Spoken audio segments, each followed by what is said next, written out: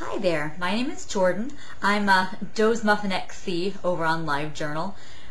So if you're joining me from there, hello! Oh gosh, I am such a fan of Talk to Me Tuesdays. I guess I first saw HP5 Freaks, and I just love seeing her progress because she's such an awesome crafter, and it's really neat to see how she works through her projects and all the amazing projects she finishes and then shows to everyone on Talk to Me Tuesday. And then I've been poking around on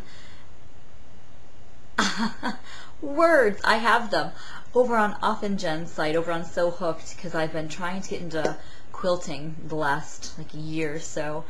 And so I saw her Talk to Me Tuesdays, and I was just super jealous and super impressed by everything that's going on there. And I think it's an awesome community. I love to craft. I've been crafting for a while now. And, you know, while I was in college, you know, I always had my girlfriends that I could go run next door and show them what I was making. But now I'm back home. I'm in Charlotte, North Carolina, and I'm back home working, and I don't really have that fan base, I guess. I don't have the audience that I had, and you know, I miss having that community of people who like to craft and that I could craft for. And right now, somebody's printing on my printer, so I'm sorry about that noise. But so I'm a crafter. I knit, I sew. I guess it's mainly it. I mean, whatever comes my way, I like to do. My dad taught me how to knit a couple of years ago, and I've been dabbling in that ever since, doing some knitting.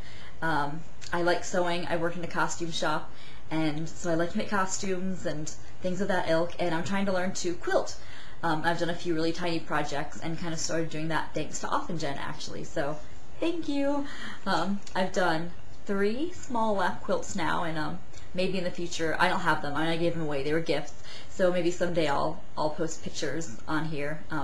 My movie editing skills are not so hot.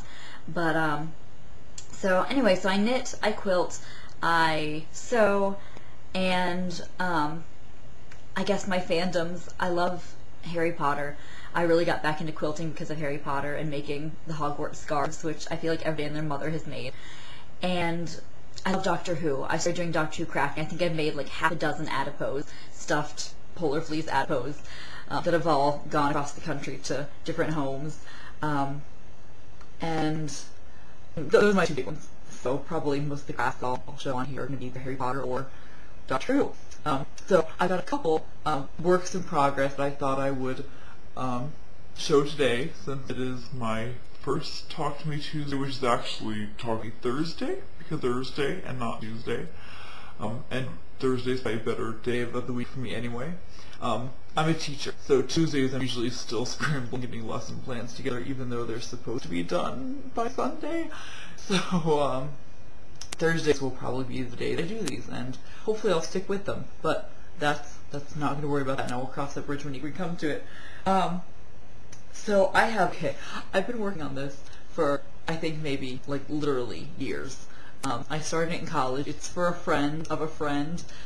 They wanted to gift it to a friend of theirs, and I said, oh sure, I'll make it, I knit. And it's just, it's a big project, and I just keep putting aside, never coming back to it. But this is my season 4 Doctor Who scarf, and it's coming along. I can't really show you the whole thing, but you know, I guess it's about 3 feet long now, and if you're familiar at all with the season 4 pattern, it gets a lot longer. So but it's been fun. It's wide.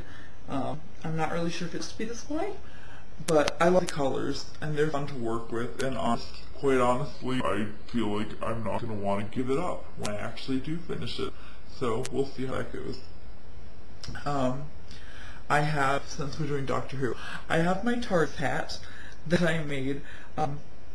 I had to take an outdoor lab science in my senior year of college, and I thought, well, what better way to meet really quirky guys than to make myself a TARDIS hat to go out in the cold weather when we're going exploring the ponds on campus. Maybe one of the guys will know Doctor Who and see my hat, and we'll fall madly in love, and who knows? It didn't happen. But this is my winter lab TARDIS hat. If you can see, gosh, it says police box on it, but not very well. I just use a really basic pattern and found a pretty good, not too bad match of TARDIS blue, and just have this of white up here. I didn't really have a good way to do lettering because I'm not that advanced with my knitting that I can actually crochet letters into this strip of white, so I just kind of stitched them on with a tapestry needle. They don't look that great, quite honestly. But, you know, there you are. The phone is ringing. I'm going to have to pause 1 second. And we're back. I really hope my video editing skills are going to be okay here. But anyway, so I have my TARDIS hat, and so it's fun. I wear it all the time. I take my dog for walks, and I wear it in the neighborhood, and they're fun.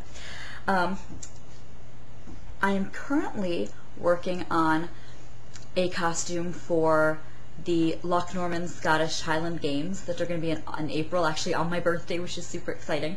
And I'm a really big fan of the Outlander books, so I'm kind of making a Claire Beauchamp Fraser Scottish Highland outfit, sort of. It's just my excuse to make a Scottish outfit.